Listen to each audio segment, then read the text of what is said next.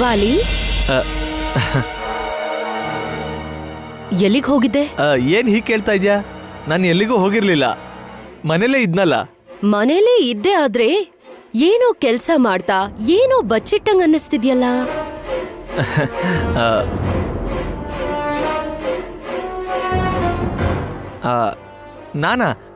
ನಾನೇನು ಮುಚ್ಚಿಡ್ತೀನಿ?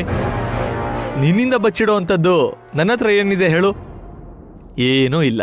ಏನೂ ಇಲ್ಲ ಅಂದ್ರೆ ಪರವಾಗಿಲ್ಲ, ಆದ್ರೆ ನನಗ್ ಗೊತ್ತಿಲ್ದೆ ಸ್ವಂತ ನಿರ್ಧಾರ ತಗೊಂಡು ಏನಾದ್ರೂ ಮಾಡ್ಬೇಕು ಅಂತ ನೀನ್ ಅನ್ಕೊಂಡ್ರೆ ಈಗಾಗ್ಲೇ ತುಂಬಾ ಪೆಟ್ಟು ತಿಂದಿದ್ಯಾ. Next time ತಪ್ಪಿಸ್ಕೊಳಕ್ಕಾಗಲ್ಲ. ಎಲ್ಲ ದೊಡ್ಡಮ್ಮ ಹೇಳ್ದಂಗೆ ಮಾಡಿದ್ದೀನಿ. ನಾನು ಸ್ವಂತವಾಗಿ ಏನೂ ಮಾಡಿಲ್ವಲ್ಲ, ಆದ್ರಿಂದ ಪರವಾಗಿಲ್ಲ. ಗೊತ್ತು ಊರ್ಮಿಳಾ, ನಿನಗೆ ಹೇಳ್ದೇನೆ ನಾನು ಏನೂ ಮಾಡಲ್ಲ. ನನ್ನ ಮೇಲೆ ನಂಬಿಕೆ ಇಡು, ಓಕೆನಾ?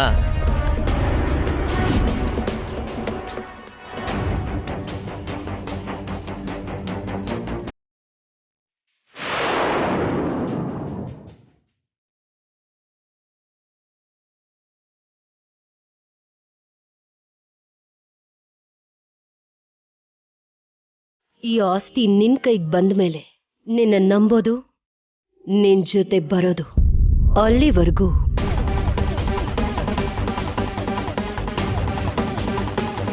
ಅರ್ಥ ಆಯ್ತು ತಾನೆ?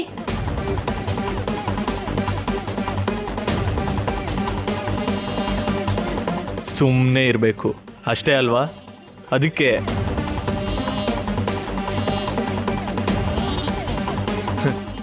ಈ ಲೆಟರ್ ನಾನು ಬದಲಾಯಿಸಿದ ವಿಷಯನ ನಿನಗೆ ಹೇಳಲಿಲ್ಲ. ನಿನಗೆ ಹೇಳಿದ್ರೆ ತಕ್ಷಣ ಗಲಾಟೆ ಮಾಡಿ ಎಲ್ರಿಗೂ ಹೇಳ್ಬಿಡ್ತೀಯ. ಆಗ ನಂಗೆ ದೊಡ್ಡಮ್ಮನಿಂದ ಬರೋ ದುಡ್ಡು ಕೂಡ ಸ್ಟಾಪ್ ಆಗೋಗುತ್ತೆ. ಇದು ಸ್ವಾಮೀಜಿ ಬರೆದಿರೋ ಒರಿಜಿನಲ್ ಲೆಟರ್. ಫ್ಯೂಚರಲ್ಲಿ ನಮ್ಮ ಉಪಯೋಗಕ್ಕೆ ಬರ್ಬೋದು. ಹುಷಾರಾಗಿ ಇಟ್ಕೋಬೇಕು. ಅಗತ್ಯ ಬಂದಾಗ ಅಸ್ತ್ರದ ಥರ ಉಪಯೋಗಿಸ್ಕೋಬೋದು.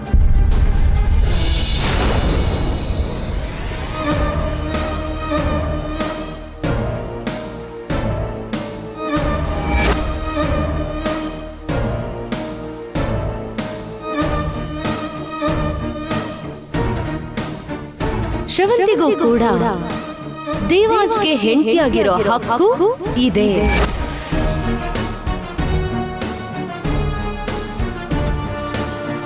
ಗುರುಗಳು ಆ ರೀತಿ ಬರೆಯೋದಕ್ಕೆ ಸಾಧ್ಯನೇ ಇಲ್ವಲ್ಲ. ಏಕಪತ್ನಿ ವ್ರತಸ್ಥ ಅಂತ ಹೇಳಿದ್ದವ್ರೆ. ಅಷ್ಟಕ್ಕೂ ಈ ಮನೆಗೂ ಅವಳಿಗೂ ಯಾವುದೇ ರೀತಿ ಸಂಬಂಧನೇ ಇಲ್ಲ.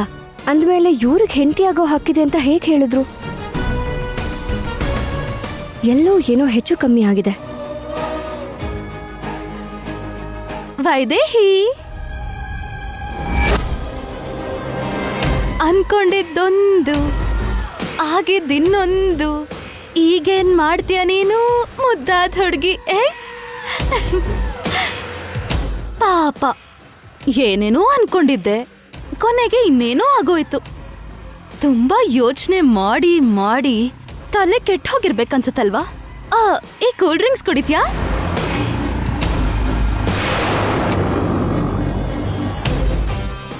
ಓ, ಎಂಜಲ್ ಆಗಿದೆ ಅಂತ ಕುಡಿಯಲ್ವಾ? ಅನ್ಕೊಂಡಿದ್ ನಡಿಲಿಲ್ವಲ್ಲ ಅನ್ನೋ ಡಿಸಪಾಯಿಂಟ್ಮೆಂಟ್ ಇಂದ ಈಗ ನಿನ್ ಗಂಟ್ಲಲ್ಲಿ ಏನೂ ಇಳಿಯಲ್ಲ. ಹೋಗ್ಲಿ, ನಾನೇ ಕುಡಿತೀನಿ.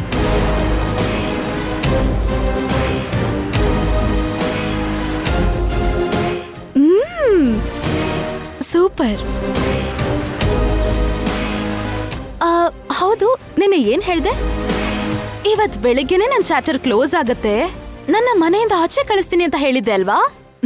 ಏನಾಯ್ತು? ನಾನಿಲ್ಲೇ ಇದ್ದೀನಿ. ಪಾಪ, ನಿನ್ನ ಆಸೆನೆ ಸೀದಾ ಮಣ್ಪಾಲ ಆಯ್ತು. ಎಲ್ಲೋ ಏನೋ ಹೆಚ್ಚು ಕಡಿಮೆ ಆಗಿದೆ. ಇಲ್ಲ ಅಂದ್ರೆ ಒಂದು ಸುಳ್ಳನ್ನ ನಿಜ ಅಂತ ಗುರುಗಳು ಯಾಕೆ ಬರೀತಾರೆ? ಇಷ್ಟರಲ್ಲೇ ನೀನ್ ಸುಳ್ಳು ಅಂತ ನಿರೂಪಿಸ್ತೀನಿ. ಪ್ರೂವ್ ಮಾಡಕ್ಕಾಗಲ್ಲ. ಯಾಕೆ ಅಂದ್ರೆ ಗುರುಗಳೇ ಕಳ್ಸಿರೋ ಪತ್ರ ಬಂದಿದ್ಯಲ್ಲ, ಅದು ರಾಜ ಆಜ್ಞೆಗೆ ಸಮಾನ. ಅದನ್ ಬದಲಾಯಿಸಕ್ಕಾಗಲ್ಲ. ಈಗ ನಿನ್ ಕೈಯಲ್ಲಿ ಏನು ಮಾಡಕ್ಕಾಗಲ್ಲ. ನಾನ್ ಡೂಪ್ಲಿಕೇಟ್ ಅಂತ ನೀನ್ ಎಷ್ಟೇ ಸಾಕ್ಷಿಗಳನ್ನ ತೋರಿಸಿದ್ರು ಯಾರೂ ನಂಬಲ್ಲ. ಅದ್ರಲ್ಲಿ ಏನ್ ಬರ್ದಿದೆ ಅಂತ ಗೊತ್ತಲ್ಲ? ಎಲ್ಲಿ ನಿನ್ ಬಾಯಲ್ಲೇ ಹೇಳು ನೋಡೋಣ. ಬೇಡ ಬಿಡು, ನಾನೇ ಹೇಳ್ತೀನಿ ಕೇಳು. ಶ್ರವಂತಿಗೂ ಕೂಡ ದೇವಾಂಶ್ ಹೆಂಡತಿ ಆಗಿರೋಕೆ ಹಕ್ಕಿದೆ. ಆಹಾ, ಕೇಳೋದಿಕ್ಕೆ ಎಷ್ಟು ಚೆನ್ನಾಗಿದೆ. ಕನ್ಸಲ್ ಕೂಡ ಅದು ನಡೆಯೋದಿಲ್ವೇ?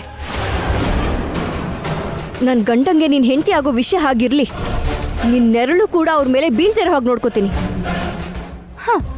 ಆಲ್ರೆಡಿ ಎಲ್ಲ ರೈಟ್ಸು ಇದೆಯಮ್ಮ ನನ್ಗೆ. ಇನ್ನೆರಳು ತಾಕಕ್ ಬಿಡಲ್ಲ ಅಂದ್ರೆ ಏನು? ಏನೋ ಅದೃಷ್ಟ ಚೆನ್ನಾಗಿದ್ದು ಇನ್ನು ಹೆಂಡತಿ ಸ್ಥಾನದಲ್ಲೇ ಇದೆಯಾ? ಆದ್ರೆ ಇಷ್ಟೊತ್ತಿಗಾಗ್ಲೇ ನನ್ ಬದ್ಲು ನೀನು ಗಂಟು ಮೂಟೆ ಕಟ್ಕೊಂಡು ಹೋಗ್ಬೇಕಾಗಿತ್ತು. ಹೇಗೆ ಅಂತ ಯೋಚಿಸ್ತಿದ್ಯಲ್ಲ? ಆ ಪತ್ರದಲ್ಲಿ ಶ್ರವಂತಿಗೂ ಕೂಡ ದೇವಾಂಶ್ಗೆ ಹೆಂಡತಿ ಆಗಿರೋ ಹಕ್ಕಿದೆ ಅಂತ ಬರ್ತಿದ್ದಾರೆ. ಅದ್ರ ಬದಲು ಶ್ರವಂತಿಗ್ ಮಾತ್ರನೇ ದೇವಾಂಶ್ಗೆ ಹೆಂಡತಿ ಆಗಿರೋ ಹಕ್ಕಿದೆ ಅಂತ ಬರ್ದಿದ್ರೆ ಆಗೇನ್ ಮಾಡ್ತಿದ್ದೆ ನೀನು? ನೆನ್ಸ್ಕೊಂಡ್ರೇನೆ ಮೈಯೆಲ್ಲ ನಡಕ್ತಿದೆ ಅಲ್ವಾ? ಅದಕ್ಕೆ ನನ್ನನ್ನ ಮನೆಯಿಂದ ಹೇಗ್ ಆಚೆ ಕಳ್ಸೋದು ಅಂತ ನೀನ್ ಯೋಚಿಸೋದ್ ಬಿಟ್ಟು ನಿನಗಿರೋ ಸ್ಥಾನನೂ ಹೋಗ್ದಿರೋ ಹಾಗೆ ಹೇಗ್ ಕಾಪಾಡ್ಕೋಬೇಕೋ ಅದ್ರ ಬಗ್ಗೆ ಯೋಚ್ಸು ನೀನು. ಇಲ್ಲಿವರೆಗೂ ಭಾವನ್ಗೆ ನಾನು ಹೇಗ್ ಕ್ಲೋಸ್ ಆಗ್ಬೇಕು, ಹೇಗ್ ಅವ್ರ ಹೆಂಡತಿ ಸ್ಥಾನ ಪಡ್ಕೋಬೇಕು ಅಂತ ಯೋಚಿಸ್ತಿದ್ದೆ. ಈಗ ಅದ್ಯಾವುದೂ ಬೇಡ, ಗುರುಗಳೇ ಹೇಳಾಗಿದೆ.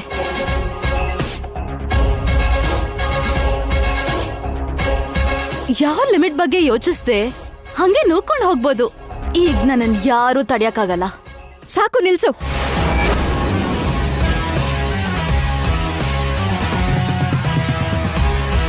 ಒಂದು ಸುಳ್ಳಿಗೆ ಇನ್ನೊಂದು ಅನ್ಯಾಯ ಜೊತೆಯಾಗಿ ಹೀಗ್ ಮಾತಾಡಿಸ್ತಾ ಇದೆ. ಆದ್ರೆ ನಿಜ ಯಾವತ್ತಾದ್ರೂ ನಿಜಾನೇ.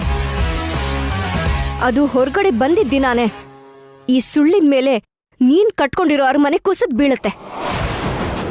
ಹಾಗ ಅದು ನೋಡೋಣ. ನೋಡೋಣ ಅಲ್ಲ, ನೋಡ್ತೀಯ. ಕೆಲವರು ಒಂದೇ ಒಂದ್ ತಪ್ಪು ಮಾಡಿ ಶಿಕ್ಷೆ ಅನುಭವಿಸ್ತಾರೆ, ಇನ್ ಕೆಲವರು 10ನೇ ತಪ್ಪಿಗೆ ಸಿಕ್ಕಾಕೋತಾರೆ. ಶಿಶುಪಾಲ 100ನೇ ತಪ್ಪಿಗೆ ಸಿಕ್ಕಾಕೊಂಡ. ಅದೇ ಥರ ನೀನು 101ನೇ ತಪ್ಪಿಗಾದ್ರೂ ಖಂಡಿತವಾಗ್ಲೂ ಸಿಕ್ಬೀಳ್ತೀಯ. ತಪ್ಪಿಸ್ಕೊಳ್ಳೋದಕ್ಕೆ ಮಾತ್ರ ಸಾಧ್ಯ ಇಲ್ಲ. ಮತ್ತೆ ಮತ್ತೆ ಹೇಳ್ತಾ ಇದ್ದೀನಿ, ಈ ಮನೆ ಒಳ್ಳೇದಕ್ಕೋಸ್ಕರ ನಾನು ಏನ್ ಬೇಕಾದ್ರೂ ಮಾಡ್ತೀನಿ. ಅದೇ ಕೆಟ್ಟದ್ ನಡೀತಿದೆ ಅಂತ ಗೊತ್ತಾದ್ರೆ ಯಾವ ಹಂತಕ್ಕೆ ಬೇಕಾದ್ರೂ ಹೋಗ್ತೀನಿ. ನೀನೇನ್ ಬೇಕಾದ್ರೂ ಮಾಡ್ಕೋ. ಆದ್ರೆ ಈಗ ನಾನ್ ಹೇಳಕ್ ಹೋಗ್ತಿರೋ ಬ್ರೇಕಿಂಗ್ ನ್ಯೂಸ್ ಕೇಳಿಸ್ಕೊ. ಈ ಮನೆಗೆ ಭಾವನ್ ವಾರಸ್ದಾರನ ನಾನೇ ಕೊಡ್ತಾ ಇದ್ದೀನಿ. ಸಾಯಿಸ್ಬಿಡ್ತೀನಿ.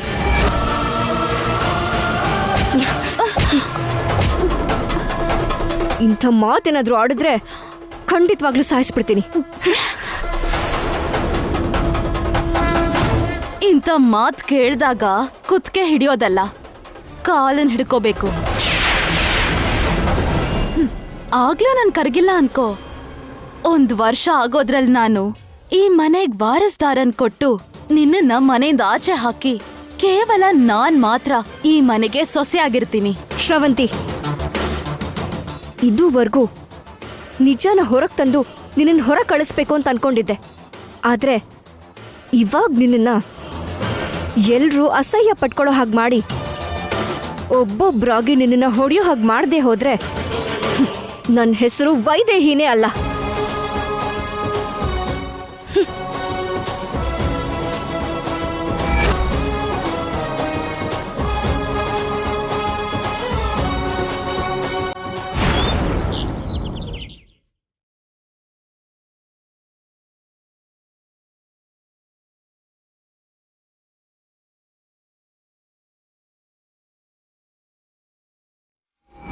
ಈ ಮನೆಗೆ ಭಾವನ್ ವಾರಸ್ದಾರನ ನಾನೇ ಕೊಡ್ತಾ ಇದ್ದೀನಿ.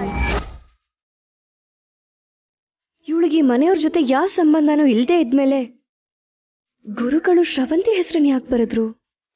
ಏನೋ ಹೆಚ್ಚು ಕಡಿಮೆ ಆಗಿದೆ. ಆಶ್ರಮಕ್ಕೆ ಹೋಗಿ ಈ ವಿಷಯನ ನೇರವಾಗಿ ಗುರುಗಳನ್ನೇ ಕೇಳಿ ತಿಳ್ಕೊತೀನಿ.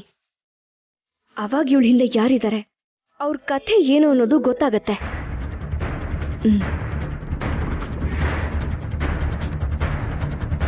ವೈದೇಹಿ,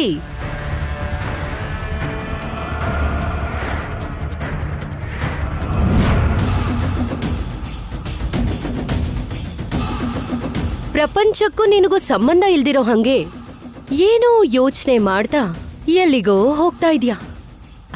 ಅಷ್ಟೇ ಬಿಡು, ಜೀವನಾನೇ ಶೂನ್ಯ ಆಗೋದ್ರೆ ಹೀಗೆ ಮೈ ಮೇಲ್ ಪ್ರಜ್ಞೆ ಇಲ್ದೆ ಹೋಗ್ತಾ ಇರ್ತಾರೆ.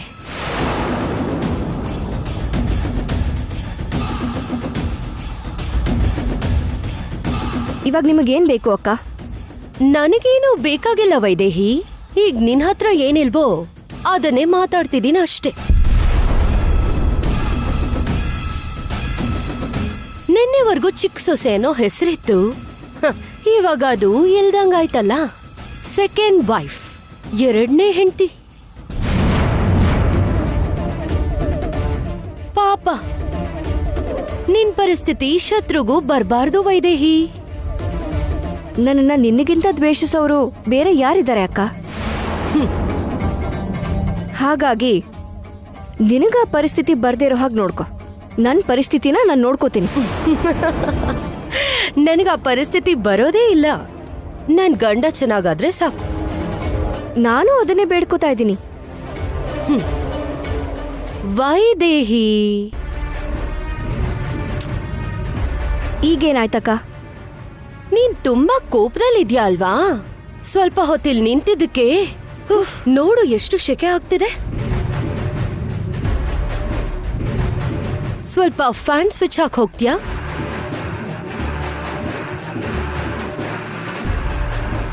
ಸರಿ ಅಕ್ಕ, ಆಗ್ಲಿ. ನಿನಗೋಸ್ಕರ ಒಂದ್ಸಲ ಏನು 2 ಸಲ ಫ್ಯಾನ್ ಹಾಕ್ತೀನಿ, ಸರಿನಾ?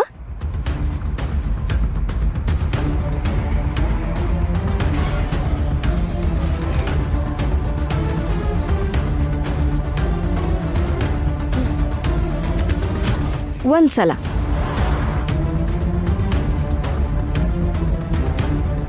2 ಸಲ. 2 ಸಲ ಆಗೋಯ್ತಕ್ಕ.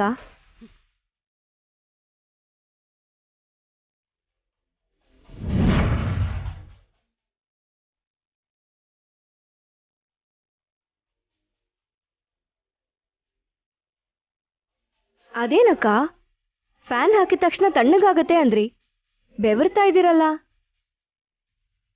ಸಂಬಂಧ ಇಲ್ದಿರೋ ವಿಷಯಕ್ಕೆ ತಲೆ ಹಾಕಿದ್ರೆ ಹೀಗೆ ಬೆವರಿ ಸುಸ್ತಾಗಿ ಹೋಗ್ತೀರಾ.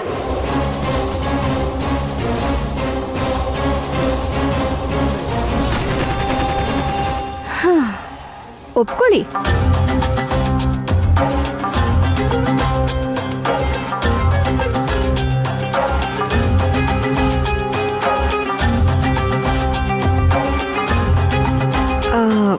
ಹಾ, ಇನ್ನೊಂದು ವಿಷಯ. ಅವಾಗ್ಲೇ ಏನಂದ್ರಿ? ಸೆಕೆಂಡ್ ವೈಫಾ? ನಾನು ಯಾವತ್ತಿಗೂ ಈ ಮನೆಗೆ ಚಿಕ್ಕ ಸೊಸೆನೆ. ಆ ವಿಷಯ ನಿನಗೆ ಸೊಸೆ ಆಗೋಗ್ಬಿಟ್ಟೆ ಅಂತ ಮೆರಿತಾ ಇರೋ ಆ ನಕಲಿಗೂ ಇಷ್ಟರಲ್ಲೇ ಗೊತ್ತಾಗುತ್ತೆ.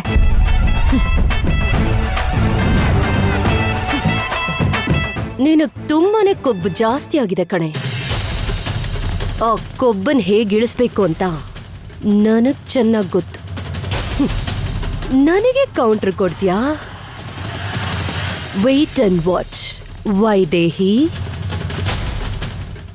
ವೈದೇಹಿ ಇವ್ರಿಗೆ ವಾರ್ನಿಂಗ್ ಕೊಟ್ಟು ಹೋಗ್ತಿದ್ದಾಳೆ. ಬೆಳಗ್ಗೆನೆ ವೈದೇಹಿ ಎಲ್ಲಿಗೆ ಹೋಗ್ತಿದ್ದಾಳೆ? ಇವಳ ಪ್ಲಾನ್ ಏನಿರ್ಬೋದು?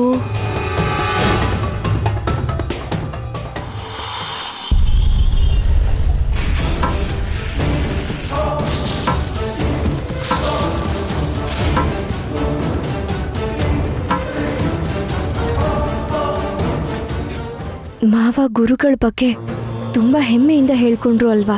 ಅವ್ರು ಹೇಳಿದ್ದೆ ನಡೆಯುತ್ತೆ ಅಂತ, ನಡೆಯೋದನ್ನೇ ಹೇಳ್ತಾರೆ ಅಂತ ಹೇಳಿದ್ರು. ಅಂದಮೇಲೆ ಅಷ್ಟೊಂದು ಜ್ಞಾನ ಇರೋರು ಶ್ರವಂತಿ ವಿಷಯದಲ್ಲಿ ಯಾಕೆ ಹೀಗೆ ಮಾಡಿದ್ರು? ಅಷ್ಟಕ್ಕೂ ಅವಳು ಈ ಮನೆಗೆ ಸೋದರ ಸೊಸೆನೇ ಅಲ್ಲ ಅಂದಮೇಲೆ, ಚಿಕ್ಕ ವಯಸ್ಸಲ್ಲಿ ಅವಳ ಜೊತೆ ಮದ್ವೆನೂ ಆಗಿಲ್ಲ ಅಂದಮೇಲೆ ಶ್ರವಂತಿ ಕೂಡ ಹೆಂಡತಿ ಆಗೋ ಹಕ್ಕಿದೆ ಅಂತ ಹೇಗೆ ಹೇಳ್ತಾರೆ? ಅವ್ರು ಅವಸರ ಪಟ್ಬಿಟ್ರಾ ಅಥವಾ ಬೇರೆ ಏನಾದ್ರೂ ಅವಾಂತರ ಆಗಿದ್ಯಾ?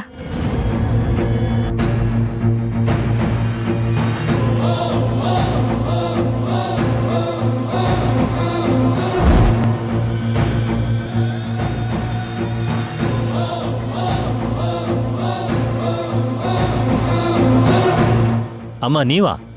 ಎಲ್ಲ ಆರೋಗ್ಯನಾ? ಗುರುಗಳನ್ನ ನೋಡ್ಬೇಕು. ಗುರುಗಳ ಇಲ್ವಲ್ಲಮ್ಮ. ಇಲ್ವಾ? ಎಲ್ಲಿಗೆ ಹೋಗಿದ್ದಾರೆ? ಹಿಮಾಲಯಕ್ಕೆ ಧ್ಯಾನ ಮಾಡೋಕ್ ಹೋಗಿದಾರಮ್ಮ. ಹೌದಾ? ಮತ್ತೆ ಯಾವಾಗ ಬರ್ತಾರೆ? ಗೊತ್ತಿಲ್ಲಮ್ಮ. ಅವ್ರ ಸಮಾಧಿ ಸ್ಥಿತಿಯಲ್ಲಿ ಎಷ್ಟು ದಿನ ಇರ್ತಾರೋ ಯಾವಾಗ ಬರ್ತಾರೋ ಹೇಳಕ್ಕಾಗಲ್ಲ. ದೇವ್ರೆ, ಗುರುಗಳು ಕೂಡ ಇವಾಗ್ಲೇ ಹೋಗ್ಬೇಕಾಗಿತ್ತಾ? ಏನಮ್ಮ, ಗುರುಗಳ ಹತ್ರ ಮಾತಾಡೋ ಮುಖ್ಯವಾದ ವಿಷಯ ಏನಾದ್ರೂ ಇದೆಯಾ? ನಿಮ್ಮನ್ನ ನೋಡ್ತಾ ಇದ್ರೆ ತುಂಬಾ ಚಿಂತೆಯಲ್ಲಿದ್ದೀರಾ ಅನ್ಸ್ತಿದೆ. ಆದ್ರೆ ನೀವು ಯಾವುದಕ್ಕೂ ಚಿಂತೆ ಮಾಡೋ ಅಗತ್ಯ ಇಲ್ಲಮ್ಮ. ನಿಮ್ಗೆಲ್ಲ ಒಳ್ಳೇದೇ ಆಗುತ್ತೆ ಅಮ್ಮ. ಹೋಗ್ ಬರ್ತೀನಿ. ಶುಭಂ ಭೂಯಾತ್.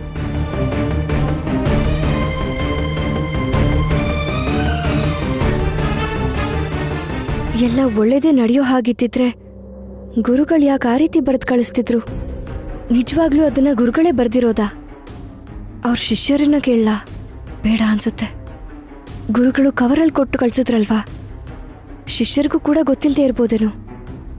ಹಾಗಿರುವಾಗ ಅವ್ರನ್ನ ಕೇಳಿದ್ರೆ ಈ ವಿಷಯದ ಬಗ್ಗೆ ಎನ್ಕ್ವೈರಿ ಮಾಡ್ತಿದ್ದೀನಿ ಅಂತ ಮಾವಂಗೆ ಇವ್ರು ಹೇಳೋ ಸಾಧ್ಯತೆ ಇರುತ್ತೆ. ಬೇಡ.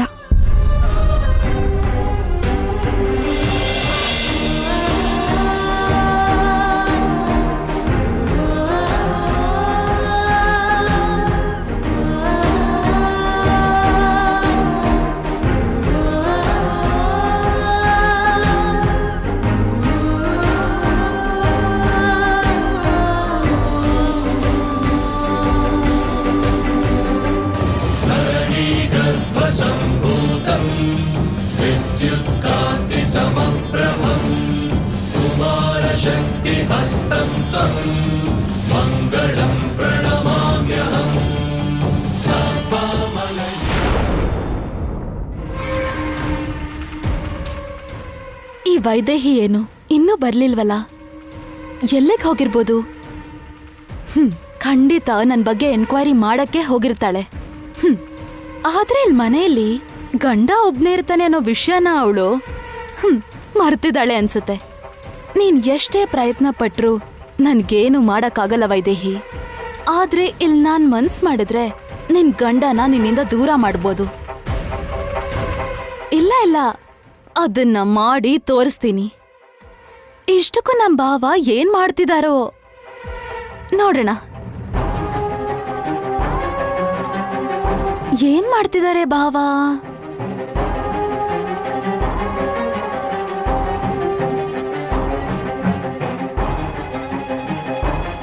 ಅಮ್ಮ ಟವಲ್. ಓ, ಭಾವ ಸ್ನಾನ ಮಾಡ್ತಿದ್ದಾರೆ ಅನ್ಸುತ್ತೆ.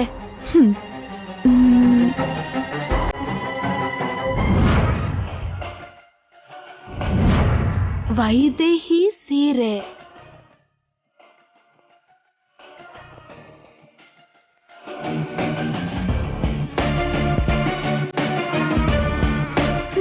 ಇಷ್ಟು ಸಾಕು ವೈದೇಹಿ. ನೀನ್ ಬರೋ ಅಷ್ಟ್ರಲ್ಲಿ ನನ್ ಕೈ ಚಳಕ ಏನು ಅಂತ ತೋರ್ಸೋದಿಕ್ಕೆ.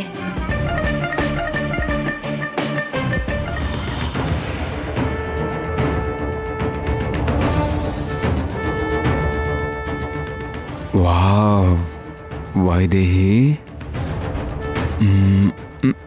ವೈದೇಹಿ ಮಾಡ್ತೀನಿರು.